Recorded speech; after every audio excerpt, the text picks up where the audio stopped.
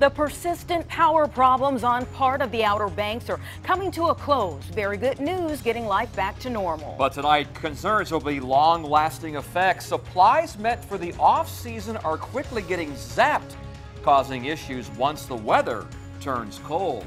Good evening. We are a week now since the lights went out on parts of the southern Outer Banks. But just in the past 90 minutes, some very big news for both locals and tourists. The lights are on. Dare County officials say crews are finished with repairs. Power restrictions are now lifted for Hatteras Island and Ocracoke. And now the biggest development, come tomorrow at noon, visitors will be allowed back on Hatteras and Ocracoke just in time for the weekend.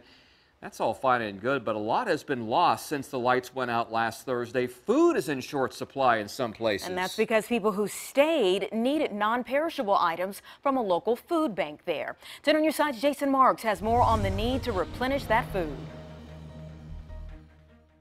Well, usually when the shelves here at the food pantry are depleted, it's usually after a storm. But this is not a storm. This is a man-made event, and now those shelves are bare. So this is our food pantry. Pastor Wayne Weigel has been in charge of the Lifeline Outreach Food Pantry for the past 5 years. Normally we give these things out in the wintertime. We develop a large stock of this and we hand it out in the wintertime. But we'll go through all of this food tomorrow. Weigel says he's never seen the shelves and freezers so empty. Now the timing is very bad. Last week, power was cut to Hatteras and Ocracoke Islands.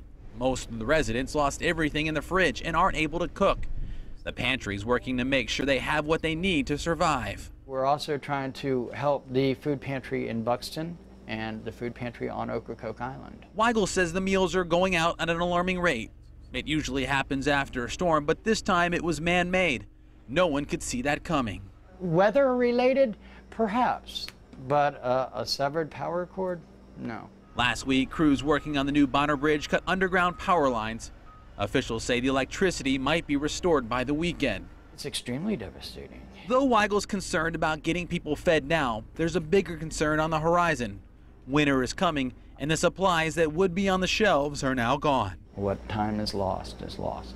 Pastor Weigel says he's been the head of the food pantry here in Rodanthe for the past 5 years, and this is the worst he's ever seen it. If you want to help out, go to wavy.com. That's the latest here in Rodanthe. Jason Marks, 10 on your side.